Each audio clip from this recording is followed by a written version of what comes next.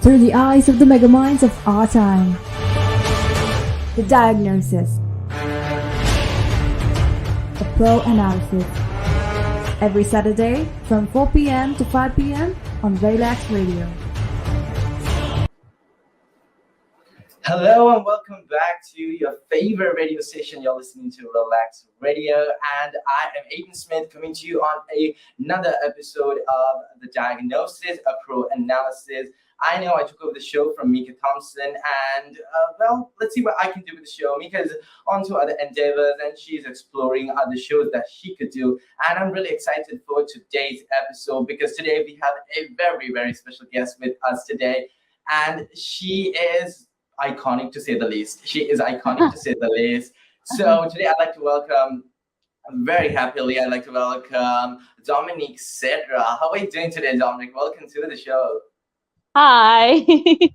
I'm okay. I'm good. Yeah, peachy. How are you?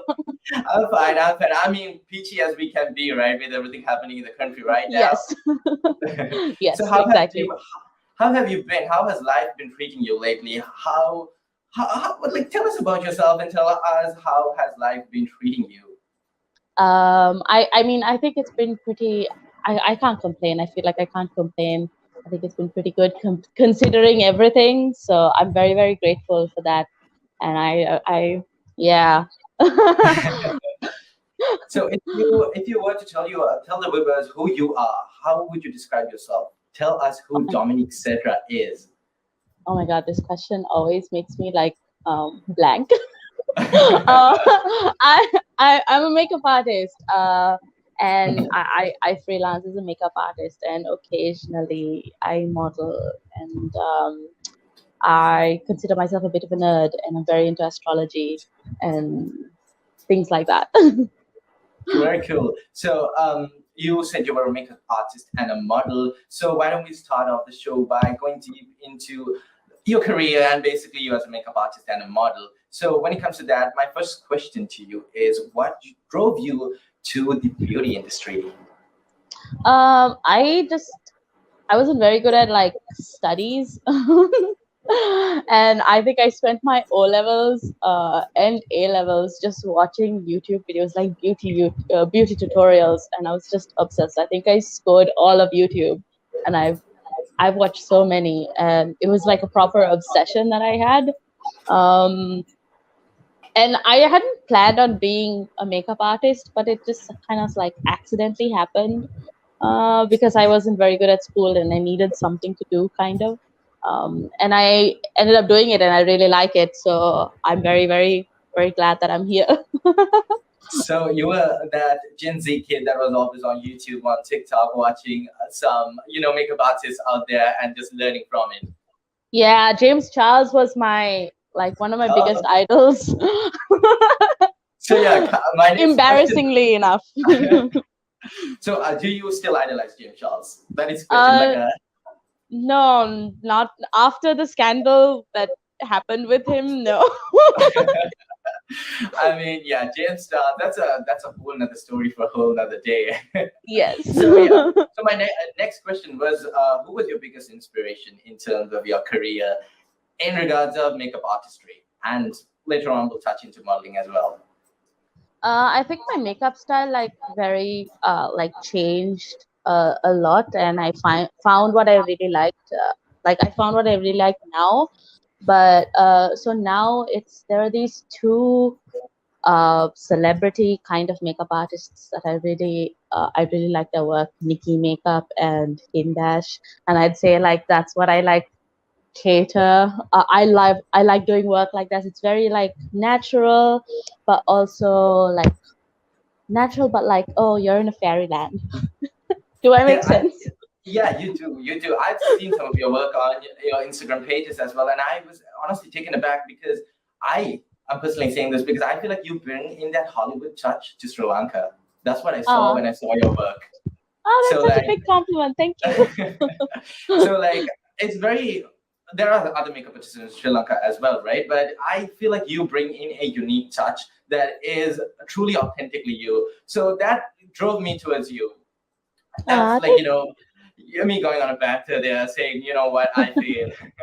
So moving on to the next question. Same question, basically, when it comes to the modeling industry. Who was your biggest inspiration in terms of your modeling? I don't think I had an inspiration, actually, if I think about it, because being a plus size model, being plus size, there isn't a lot of like media that showcases plus sizes, or if they do, they don't showcase it positively. It's always like Mhm. fat people or bigger people are the brunt of a joke, or something like that. So I never had that, and I personally want that. I want to see more of that, which is kind of what spurred me into doing this.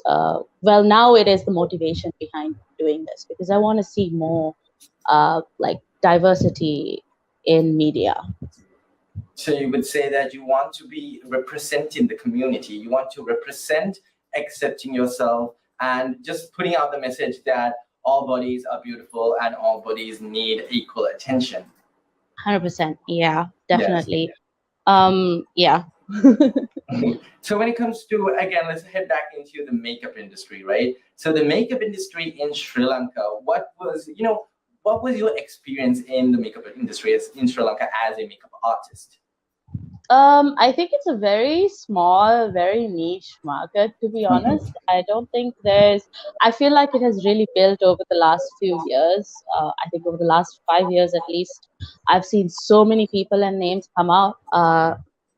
But like when I first started, there were only about like, I'd say a handful of really good artists around, and now there's so many. So it's actually really nice to see it budding so well, and that there are so many different artists out there. Yeah. So, in terms of makeup industry, the beauty industry in general, previously, maybe 10, 15 years back, if you wanted to be a makeup artist, you would be called a beautician and you would just do, I don't know, bridal makeup or some sort of event makeup. So nowadays, what I feel like is the actual makeup artistry where you do, show your creativity and become an influencer is catching up Mhm. on in Sri Lanka. So what do Yeah. you think when it comes to this? What are your thoughts on this? I think it's great because like having people want to like be makeup influencers here, especially here, because it's really hard to find makeup products here. So I think it's great because this would get brands to maybe like reach out to Sri Lanka and maybe get some products here or a store here or something. I think we definitely need more of it, but it's slowly heading there, which is really, really cool to see. And to see the amount of creativity that, because Sri Lankans are very creative, um, and just to see that is really cool. So touching on your point of the lack of makeup products and everything, one thing I have noticed when it comes to my friends who are into makeup, they don't have the products. So they would like to go, KKW Beauty or Fenty Beauty, but it's very, very expensive, right? You Oh God, can't, yeah. not in this economy, not in this No, economy. not So, anymore. Yeah. so what would you say you would do to overcome this, setback? Because at the end of the day, you have to put out your work and you have to give the best quality work, right? So Mm. what would you say you as a makeup artist have done to overcome this setback? So I mean, I try to get like friends and family. If anyone is coming from abroad, I'm like, hey, can you please bring me makeup? I'm desperate here. Sometimes I have some really nice clients who come from abroad, and I will ask them like, hey, can you bring me makeup? And that's like the price. Instead of like them paying me, like I deduct it from like um, how much the makeup would cost and things like that. So this is how I've been functioning for the past few months now to get things into the country. So would you say that it's a very big struggle at the moment for any Oh makeup yeah, artist out there? It oh is a for struggle. sure. It and prices have gone up so much. Like it's like doubled or tripled what it used to be. And then on top of that, on top of doubling and tripling, like it's not exactly fair as even though this is our livelihood, it doesn't feel fair to raise our prices that much to accommodate for that need, because these are also other people who work, who have their own livelihoods, you know, who have to, who can't afford to pay for some of these things, you know. So it's just a weird, it's a very weird gap. I mean, I do understand. At the end of the day, you need to get in good quality products to do your work to the best capacity, but you also have to please the clients as well, right? You can't Yeah. charge them really absurd amounts and expect more clients to get in. So, Uh, touching on that, yeah. do you think there has been, with the entire economic crisis and even COVID, do you think it affected the makeup industry to the point where people don't come in as much as they used to get them, get their makeup done, get their hair done? I think it's the opposite, actually. I Oh, think everyone is now trying to get married and get everything done before prices go higher and higher, and before COVID stops them again or something. Because it was a mad rush. Like, there was a few lockdowns during COVID, and then when the lockdowns were lifted, oh my God, it was such a mad rush. Everyone's trying to get married, trying to get their stuff done so that they don't have to get it postponed again. Because I know so many people who got their weddings or like their stuff postponed like 3-4 times, you know, and I mhm. can't imagine how exhausting that must be. So yeah, because imagine being married or getting married is something very important to you, and it's getting delayed again and again. So Yeah. it does make sense. So they're trying to rush in and do everything, get everything done. So does that increase a certain amount of pressure on you because you're like, oh my God, people are coming in. uh, in a way, it was like it's a mad rush, because you do like, the amount of bookings you get is a lot. But I mean, because we work freelance, like I work freelance at least, so I can, like, I handle how many I take in a day or in a week or whatever. So it's very much up to me. So I'm very grateful and lucky to have that. But I would assume like salons and stuff, it's very, very different. And they're probably packed. So this is very, I don't know, interesting question if I do say so myself. So when you look at the makeup industry abroad, like in Hollywood makeup, like James Charles, Jeffree Star, and Tati Brooke, and everything, there has this a narrative has been spun, right? Saying the makeup industry is toxic, the beauty industry is toxic. So Sri Lanka is getting into the beauty industry, and it's just starting to grow, right? It hasn't Mhm. come to such an extent. So do you see toxicity of that? Even not that level, even a bit of toxicity in the makeup industry right now in Sri Lanka, especially.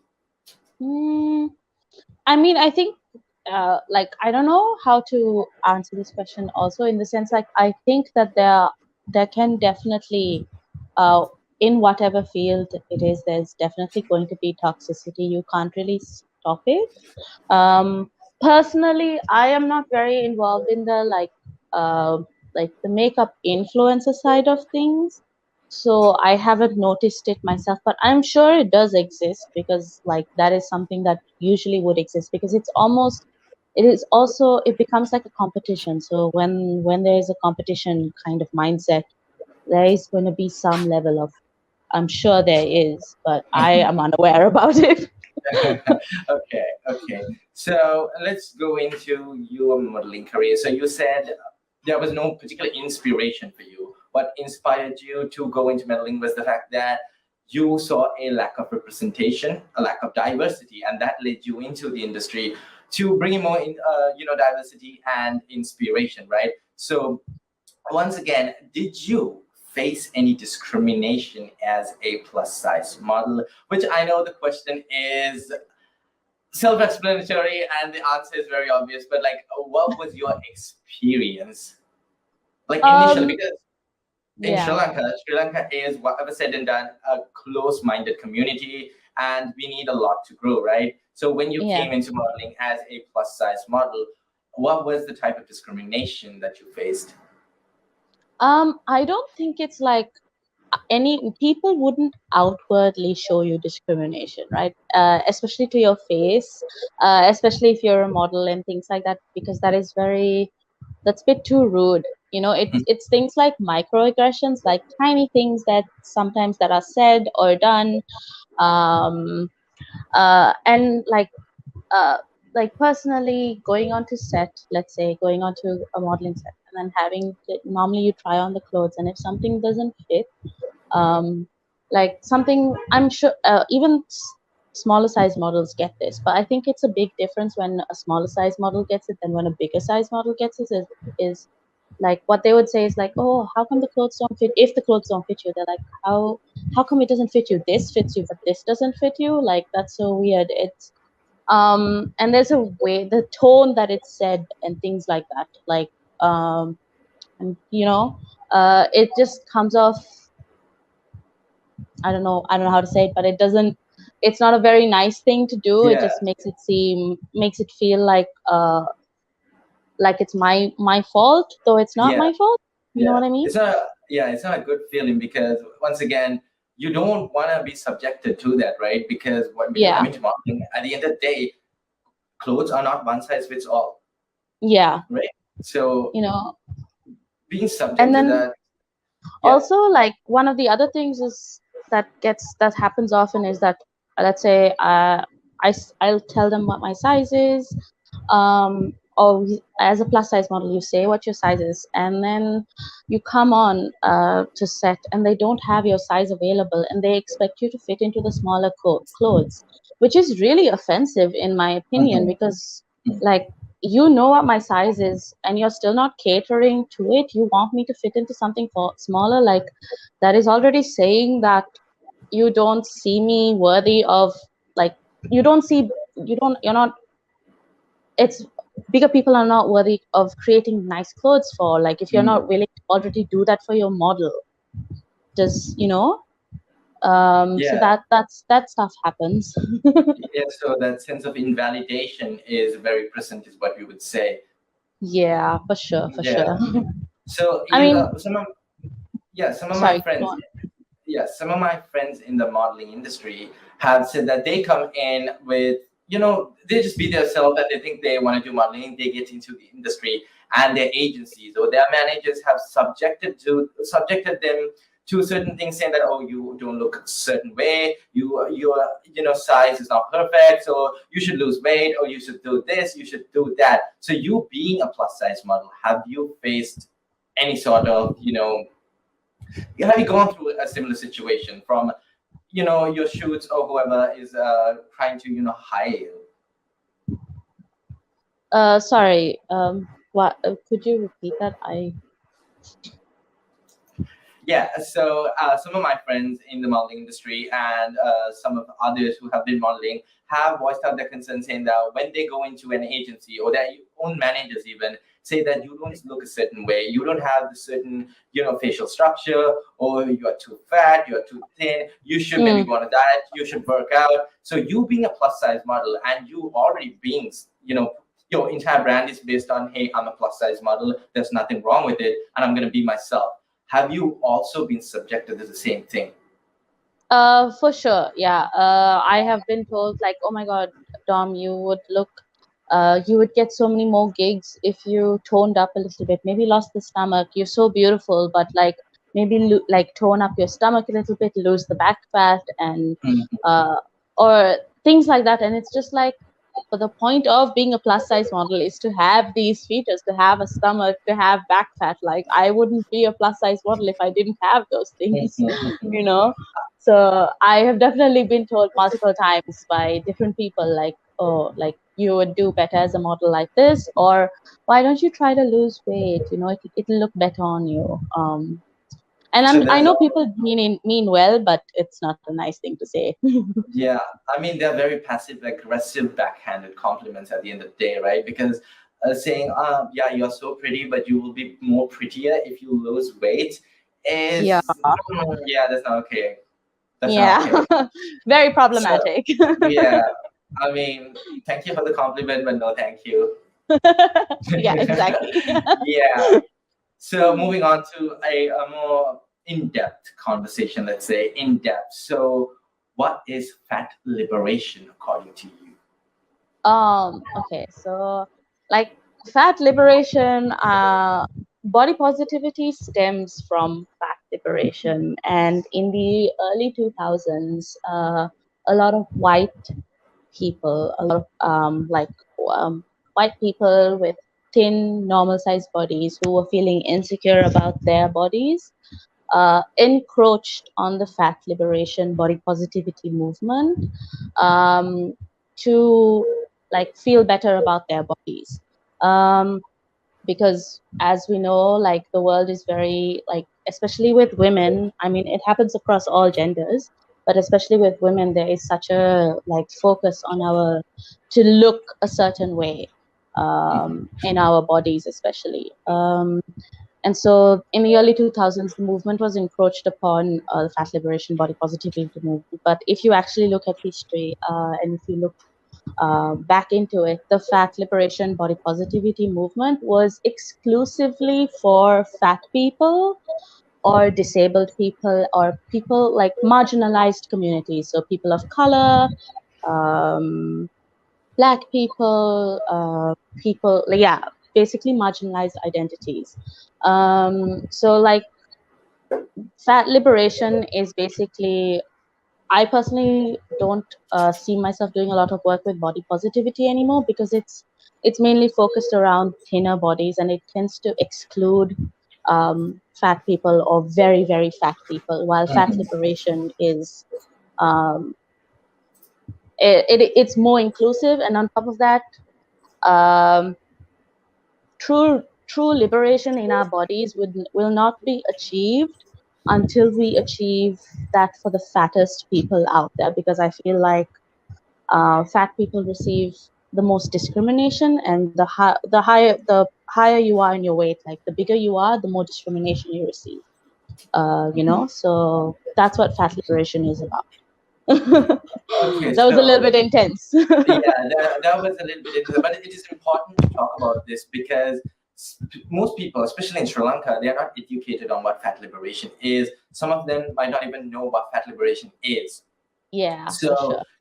giving out your authentic opinion on this and saying what you have to say, it's important because someone might learn something from this and it could change their perspective. So touching on that, could you describe the difference between body positivity and fat liberation, because this is something I myself struggle to Mhm, differentiate with. mhm. So body positivity and fat liberation, the difference in your opinion.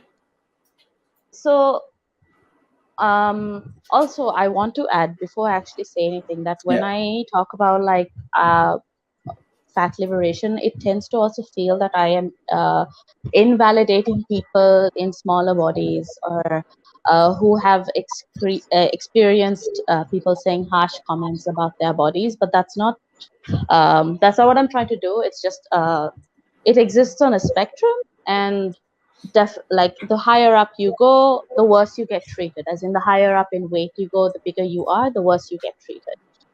So that's something that's very important to remember, I feel. But in regards to what you were saying, body positivity and fat liberation, so fat liberation focuses. It's a social movement that focuses on liberating fat people, while body positivity is more about like um, how do I say this? It's more about like teaching people how to be confident and love their bodies, which I think is very different because one is a movement and one isn't a movement. Um, Fat liberation is a movement in the sense that fat people everywhere receive discrimination for their bodies, um, like fat phobia is very, very present, and body positivity does not address fat phobia, um, while fat liberation addresses fat phobia. So yeah. Does that make So sense? Did I yeah, explain that well? yeah, because from what I took is a body positive is more about accepting your body for without looking into the negatives, while fat liberation goes in depth and discusses all the negatives and all the problems and tries to shed light into that as well. So Yeah. yeah, that is very, very important information because even I learned something new because I was struggling to differentiate between fat liberation and body positivity as Yeah. well. So one quick question that came into my mind right now is Lizzo. Lizzo has been the biggest inspiration for plus size people out there, right? Women of color. I mean, who doesn't love Rizzo, right? Who doesn't love Lizzo? So when it comes to Lizzo, she has faced so much backlash for being a bigger person, a bigger woman, and doing certain things, while the same things done by a, let's say, white, skinnier woman was acceptable. So, Yes. do you think, how does fat liberation come into play into this? Because people did accept, well, there was this incident, if I do remember myself, where Lizzo went to a basketball concert wearing a top. And Rihanna and so many other amazing women have done the same thing. They didn't face any backlash, but when it came to Lizzo, people pointed out that, kids go to the games. It is not, right to do this. It's not right to do that. So what's your opinion on this? Because I see a clear difference. Yeah. Because Lizzo and Rihanna, two amazing women, yes. But there's a clear difference. Lizzo faced discrimination in this point, and Rihanna didn't. So what's your opinion on this? So I mean, this is definitely fat phobia working, because you see a fat person and there immediately there's something that we want to say something about that fat person. Fat people are told that we're not allowed to show skin, or when we do, let's say we're really revealing, or strappy tops, not even revealing. Let's just say we wear a top with straps. People look at us like we're gross, like, ew, all that skin is hanging out, like, ew, it's so gross. Or they sexualize us, actually, because it just looks like we're showing more skin, when really we have all the same parts covered up, but just because we're fat and we have more skin on our bodies, it looks more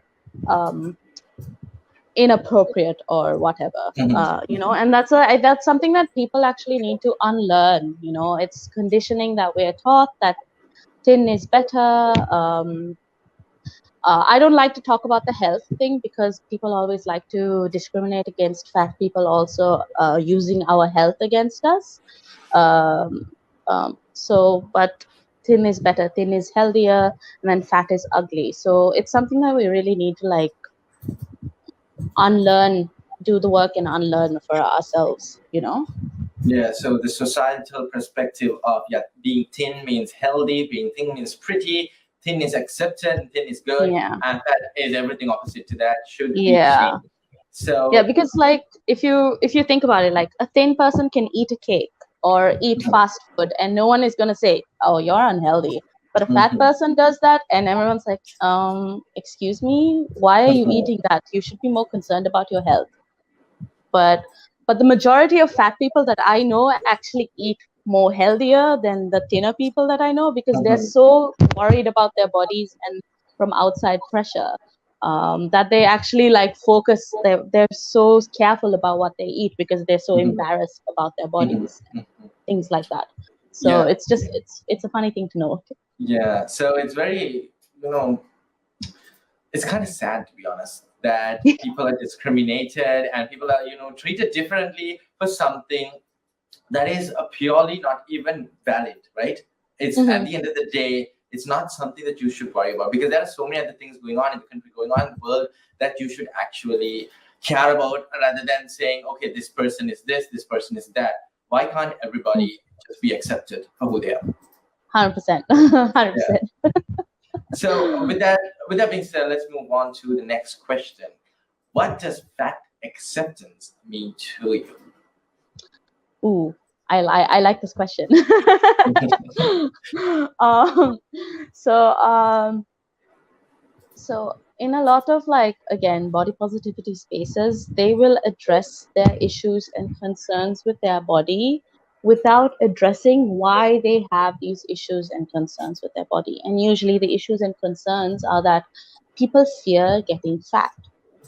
So the point of fat acceptance is to try to break away from this idea that fat is bad, that fat is wrong, that it's gross, because like how somebody can be thin, it's okay to be fat too. It's just a description, So when you break away from So with that being said, we will be heading into a short commercial break, but don't worry, After the break, we have the one and only Dominique Sedra coming your way. Through the eyes of the megaminds of our time. The Diagnosis. A pro analysis. Every Saturday from 4 p.m. to 5 p.m. on Relax Radio.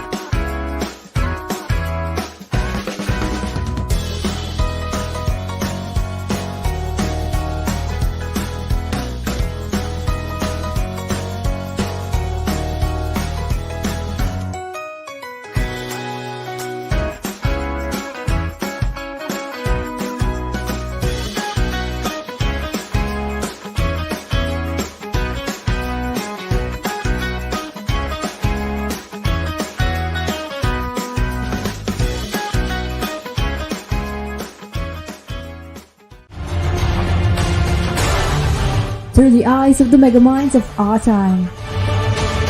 The Diagnosis. A pro analysis. Every Saturday from 4 p.m. to 5 p.m. on Relax Radio. Welcome back to another episode of The Diagnosis, a pro analysis, a show where we talk about everything, anything related to, basically bringing in white-collar professionals and getting their opinions on things that matter. So today we have a very, very special guest with us, Dominique Sedra, and she was touching in on a very important subject. A subject that needs a light to be shed on. So we were talking, Dominique, we were talking about what fat acceptance means to you. Yes. So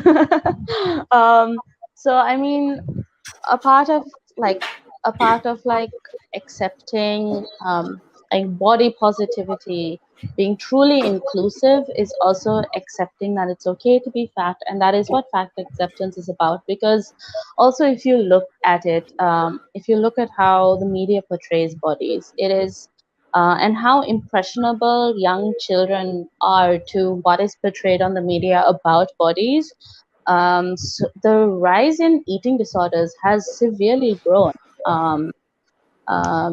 Since like the 2000s. It has increased so much, and this is partly due to this big fear of fatness.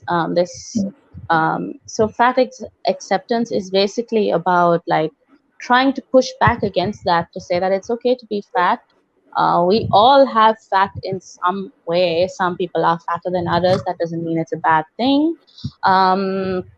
Because like eating disorders and like just body dysmorphia is a very bad, like uncomfortable, and it's a really sad thing to see people deal with, because your body fluctuates. You will never be the same size throughout your entire life. And it's a very unrealistic standard to think that we can stay that size. So accepting your body at different stages is also part of fat acceptance, because when you accept fatness is when you'll be able to be comfortable in your body. Is what this is about. Does that make Yeah, sense? so Yeah. yeah, yes, it does. So when it comes to terminology, people are very big on terminology, right? Yeah. So when it comes to a lot of things, right? Even in LGBTQ plus terms, calling someone gay is considered unprofessional. Calling someone gay is considered offensive. When in reality, there's nothing wrong with the term, and people are trying to, reclaim those words and associate something positive to that. Yeah, So 100%. is it the same when it comes to using the term fact? 100%. Yes. Mhm. So, so I go for it. Sorry. yeah. So, in your opinion, calling a plus size person, not in an insulting manner, of course, calling someone a plus size person fat, is it something derogatory? Could it be Not taken at as all. something that? Okay. Not at all. I don't think so. But also, it does depend, because the word does carry so much Mm-hmm. negative connotations. It Mm-hmm. does depend on the other person. I Mm-hmm. would personally never call a plus size person fat unless Mm-hmm. they are comfortable with calling themselves that and they are comfortable with the word. Mm-hmm. Because though it is okay to me and I don't mind being called fat, it might be offensive to them, and that's not Yeah. nice to do to them, right? Yeah. Yeah. But very much it is about trying to reclaim the word, for sure. Mm-hmm. I would love for fat to be so normal. I Mm-hmm. would love for people to call me fat. No one, like, apart from a few of my friends, no one still calls me fat, and I'm Mm-hmm. just like, it's not a bad thing, but your refusal to call me fat is very indicative that you are uncomfortable with the word, not me. Uh-huh. Uh-huh. You So, know. how far do you think we've come along the lines of reclaiming the word fat? I think it's Sri Lanka, not at all. Not at all. Okay. Okay. I mean, Not at all. that's typical, right? Sri Lanka lacking and slugging its way, kind of, lacking behind everything. Yeah. Because like I have also multiple times, like, I mean, I've gone for like modeling gigs, or Mhm, I have gone for something, and I will say that I'm fat, and they're like, no, don't call yourself fat, call yourself plus size. You're a plus size mhm. model, you're not a fat one. I'm like, Uh-huh. I am a fat model too, it's okay. You're like, no, fat is not bad. It's okay. Just call me fat. Yeah. I mean, You know. of, yeah, of course. Like again, like you said, the word carries so much negative connotation to it. So it's gonna Yeah. take time for everyone to Yeah. understand, especially someone who is not of the same bracket when it comes to weight or something. If it's a skinnier person, to them it might be like, oh, it's offensive. So like you said, it's Mm. very important to know the person you're talking to, not just throw out the word saying, oh, okay, so I'm going to reclaim the word and just throw it out. So you have to be very careful when it comes to the person and the situation, right? Yes. And on top of that, actually, I want to add that, like, the big problem that there is a problem with fat is that thin people, when they feel insecure in their bodies, they will go, I'm so fat. But Mhm, like, I've had so many of my thin friends, as an example. I've had so many mhm, of my thin friends in front of me. They'll complain that, like, I'm so fat, and I'm just standing there like, you're fat, like, do you see me, like, and they don't, I don't think it registers to them that them saying that they're fat clearly shows that they think it's disgusting, and they're doing it right in front of another fat person. mhm.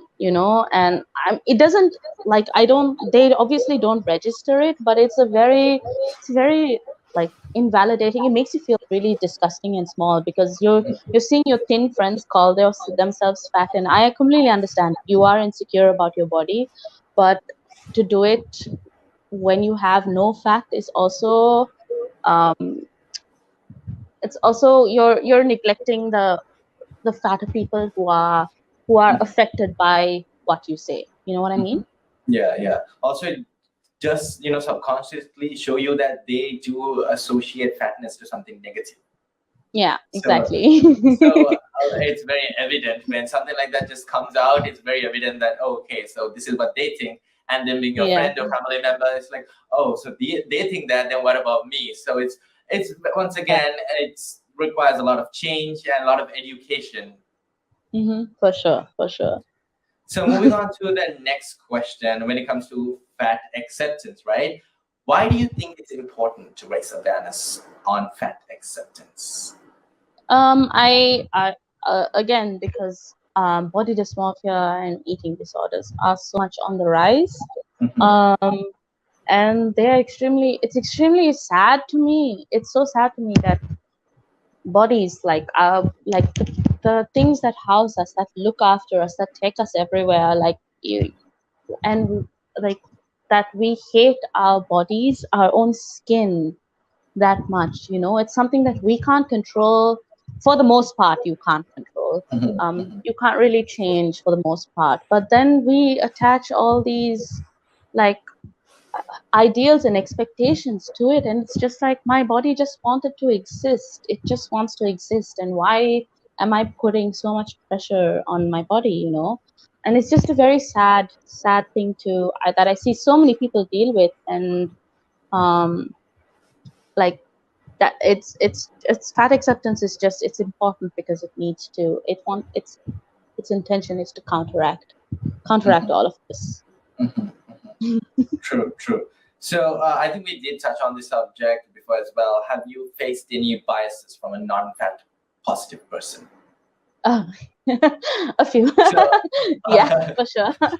so in anyway, is there something and specific incident or something that you would like to share to maybe some viewer out there who could learn something from it? So an incident that someone could learn something from in terms of you facing any biases from a non-fat positive person, especially in the Sri Lankan community.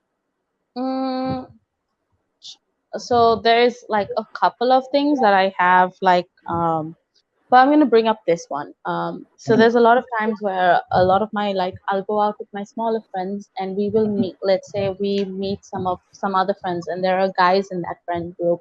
Mhm. The way men treat me because I'm Mhm. fat is so different to how they treat my thin friends. They'll go up to my thin friends and they'll introduce themselves to them, and they'll talk and they'll have a conversation.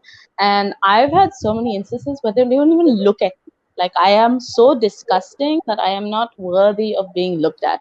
That is how people view fat people. And so, and then when I tell my friends, like, oh, this guy's not a nice guy, because if he can treat me like that, you think he's a nice person. And the way people will uh, ignore what fat people say just because it doesn't happen to them. I Mhm. feel like that is something that definitely I would like to see change in. Like, if somebody is discriminating me about my body, or a fat person about their body, but they're not doing it to you, Mhm. that doesn't mean that person is a good person. Mhm. That's very Like, if true. That's very true. right.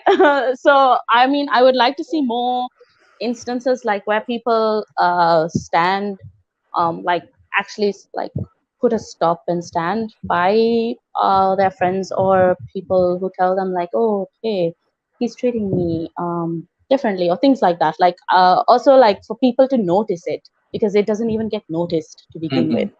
you Mhm. know. So sometimes people do get caught up in their own affairs and in their own heads because they might get treated a certain way, but they don't see how the other person is getting treated. That all comes down to basically an attention deficit, I would say, not paying attention to your surroundings. Because at the end of the Yeah. day, when you are going out and about with your friends, family, or whatever, you are going to mingle as well, right? So if Mhm. someone treats someone a certain way, you expect her to be treated the same way as well, or at least be given that basic respect, right? Yeah, So if it comes to a exactly. point where you are not given that, you're completely neglected, that is when you know it's not okay. Yeah, yeah. Like, if So somebody can't treat if they can treat one person with basic respect, but they can't do that to somebody else. They can't treat another person like that. That clearly shows that that person is actually not somebody you should be associating with. Like, mhm. that's a big red flag already, Yeah, yeah. about their character and their personality, like how Mhm. people treat waiters, how we say to people to look out for people who treat waiters or Mhm. stuff differently. This is Mhm. definitely something we should look out for too. Yeah, yeah, this is definitely up there on the list of red flags. Yeah, for So sure. yeah, so when it comes to stuff like this, like you said, being treated differently in a public setting with your close friends or family, it does play a part on your mental health as well, right? Because once again, you are neglected and the others are treated equally. So you might start thinking, oh, so I'm neglected just because I'm fat. I'm neglected because whatever reason, right? Being neglected isn't something nice, or it's not a nice feeling. So when it comes to, plus size people or fat people in general, dealing with mental illness, how, like, according to you, what is your take on mental illness when it comes to being a fat person who is dealing with a lot of, let's say, biases and negativity from others, and all that? Mhm. Oh, this is a tough one. I mean, I feel like it's very difficult to deal with it, especially with our Sri Lankan culture, where aunties and like your aunties and family members just come up to you, and even let's if you've let's gained a highlight the few, word aunties. yeah, aunties, you know what I'm Aunties. talking about. Oh, You go to yeah, a wedding and like, Ane puta, you put on you put on so much weight, you've gotten so fat. It's just like, are you really? I mean, like, stay away, thank you, but stay away. What about you, auntie? Have you not put on weight? You know. Yeah, yeah. So I feel like it's actually very, very difficult to deal with it if you live in Sri Lanka, because of the way that we are also socialized to deal with our elders. We are not told to like tell our elders like, hey, I don't like this. Don't stop treating me like this. Stop saying this to me. We're supposed to take it. So I don't think there's anything that you can do about it, to be honest. Maybe move out, but that's also again Sri Lanka. But uh, according to my opinion, at least, when it comes to a point where it's too much to take, I feel like, yeah, I like have boundaries, right? Sometimes you mhm, just have to do, because if it comes to a point where it is unbearable for you, you just have to set boundaries. I mean, like, auntie, I love 100%. you, auntie, I love you, but please, no, this is not something I want to deal with right now. And 100%. But I feel like a lot of people can't do yeah. are unable to do this because of the way that uh like how respect works in Sri Lankan Mm, families, mm, you know. So it's really it's not a situation that's very easy to work mhm, around. mhm. So the basic brown, respect system, the whole thing it works. Look, you're elder, you don't talk back to them, you just listen, you just nod, and just come on. So that Yeah, just just plays a take part. it. Yeah. Yeah. So I this guess is. the only thing to do is like if you work on it yourself, if you work on like learning to be okay with your body, those comments start not hurting as much. But that's also very Mhm, difficult to do in an environment like that. mhm, mhm. True. Yeah. So moving on to the next question we have, that is, what do you wish to tell people about fat positivity? What do you wish to tell them that could change their, thought process, or make them look at this in a different perspective? Okay. I have a good one. Okay. So a lot of the time, every single time I bring up something about fat positivity or fat acceptance, fat liberation, whatever it is, the comment that I always get, stop promoting obesity. That's what I always get. And it's just like, I'm not promoting obesity. I'm just saying, like, I do understand, like, um, weight um, definitely does affect health, Mhm, but that does not mean that because somebody's at a higher weight or that they are fatter, bigger, that they deserve to be treated differently because of it. You mhm, know, health is such a broad spectrum. Um, like fat people could be fat because of genetics. You know, obesity is runs in genetics. Fat people can be health because of metabolism, other reasons. And like how thin is a body type? Why is it so hard to see that fat can also be a body type, right? yeah. Because like if you if you look at health, like also like it's always like thin people are healthy and fat people are unhealthy, but so many things that so much of our health has to do with genetics. So how can you say that a thin person is healthy when they have, let's say they have a history of cancer in their family?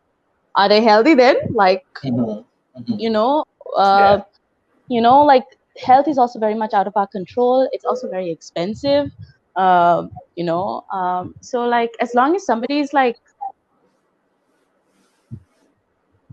not, I don't want to say healthy, but as long as somebody is like moving and being, there's we shouldn't be shamed because of that, because health is so nuanced. You know what I Mhm. mean? Yeah. Um, and fat people existing does not mean that we're promoting obesity. Fat people Yeah. have existed since the dawn of time.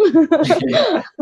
Just because there's no representation of it does not mean that fat people don't exist. I mean, like, another thing that I always get is like, why are you advocating for plus size clothing? And it's Mhm. just like, okay, do you want to see me naked then? Like, like, I mean, that is a very dumb question, though. Like, why are you advertising for plus size clothing?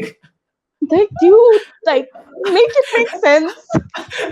I mean, like, okay, then I'll just do what Adam and Eve did, like, go all natural. Yeah. I mean, that's what you want, right?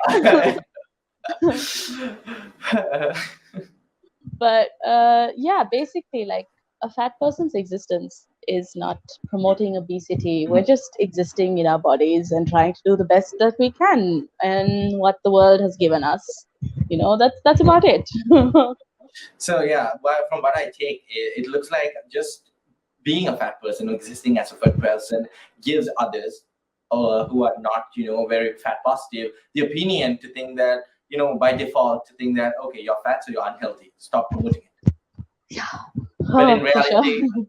reality, there could be a thin person or socially accepted person's size. Let's say a person with a, let's say, very normal size, having very severe health issues. They don't, focus on that.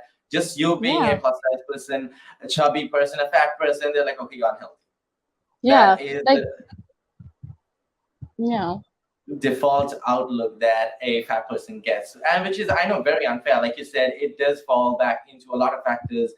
Most of the time, not even under your control, right? It does fall into genetics. It does fall into so many other factors. So being treated just for existence, just for being who you are, being treated differently, is very unethical and wrong. Like, Yeah. period. It's wrong. Just period. And like another point that I also want to Mhm. add, let's say a fat person like did, um, because there is this belief that fat people eat themselves to their size, which is very wrong, by the way. If you talk to a majority of fat people, they'll say they've been fat since their teens or since they were kids. Mhm. Mhm. We don't eat our way to our size, bro. We are this way. But like there is this belief that like, because of that belief, we uh, what was I going to say? I forgot that point again. um, uh, You were talking that about how there's a misconception saying fat people eat I remember themselves to their now. size. Yeah.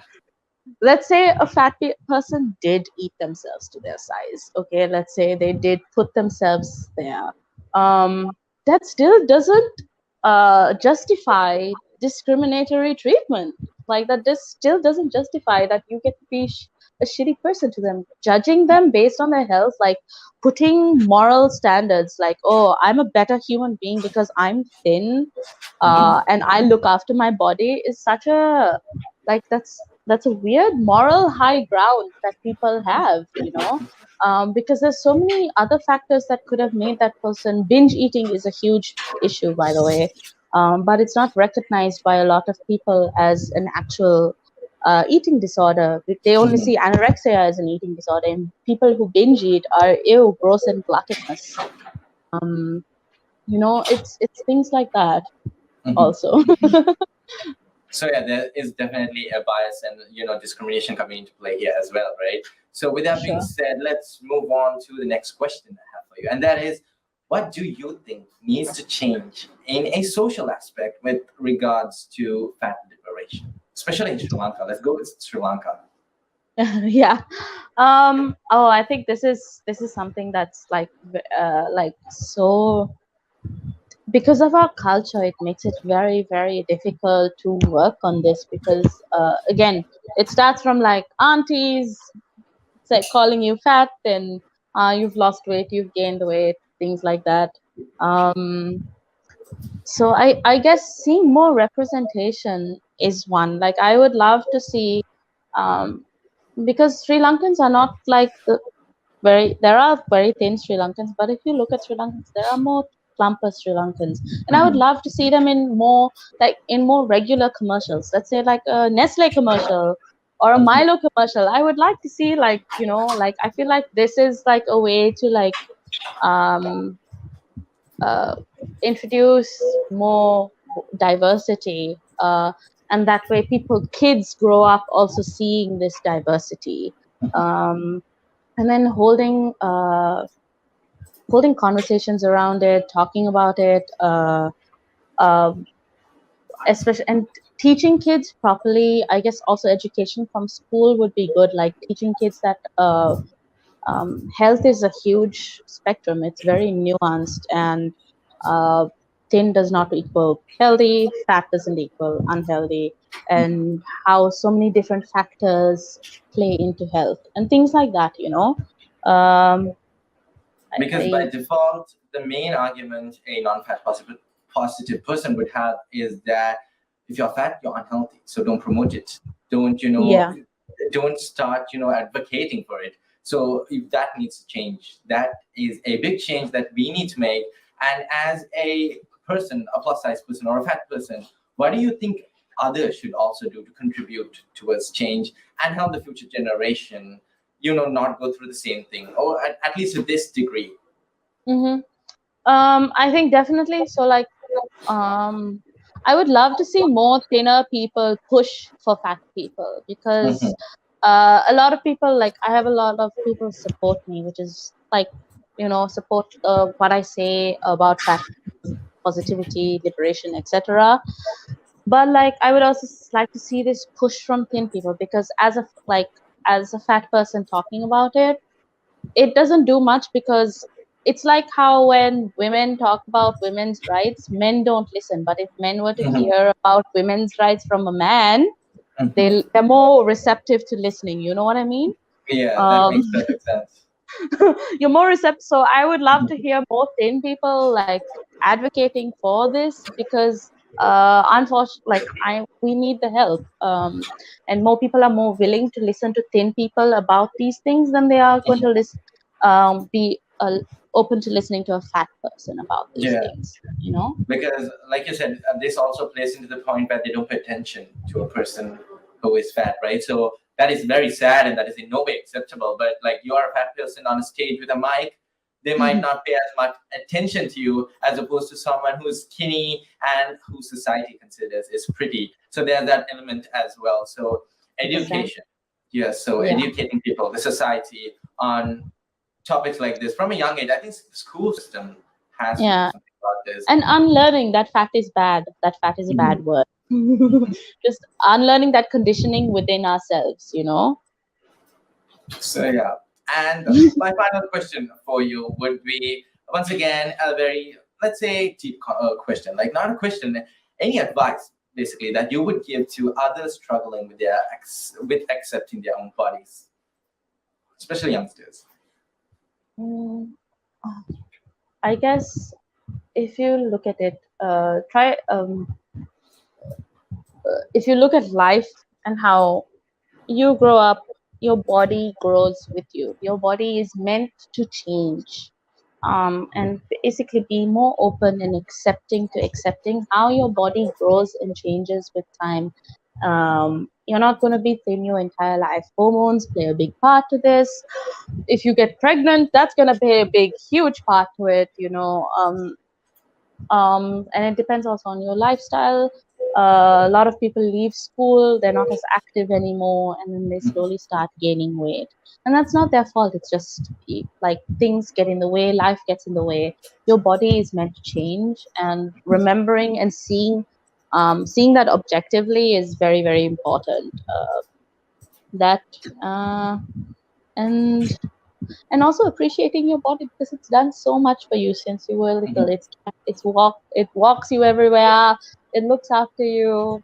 I mean, it's very hard to appreciate your body if you are somebody who is, let's say, depressed or suicidal, or you struggle with these things. It's very hard to Mhm. appreciate your body then because, you know. Um, but I guess on if you, let's say, for most people, if you can try to appreciate the little things that your body has been able to do for you so far, you know, Yeah, so it's basically accepting your body as it is because without giving yeah, into the negativity. because your body is your first home, and Mhm. you are treating your first home like trash, which is Yeah. really sad, because like the things that we say do affect how we process and like do affect us mentally and stuff. So Mhm. be kind to your body, be kind to yourself, and it will, I guess that's one of the things. With that being said, that's all we have for this episode of the diagnosis. And thank you so much, Dominique, for gracing us with your presence and giving out information that I am pretty sure was very, very helpful for I hope others and so. our viewers. I'm pretty sure it was. I'm pretty sure it was. So yeah, this is the diagnosis and pro analysis, and I will be catching you on another episode of the diagnosis next Saturday. With that being said, that's all I have for you today. This is Aiden Smith saying my goodbyes. Don't forget to be unapologetically you. Through the eyes of the megaminds of our time. The diagnosis. A pro analysis. Every Saturday from 4 p.m. to 5 p.m. on Relax Radio.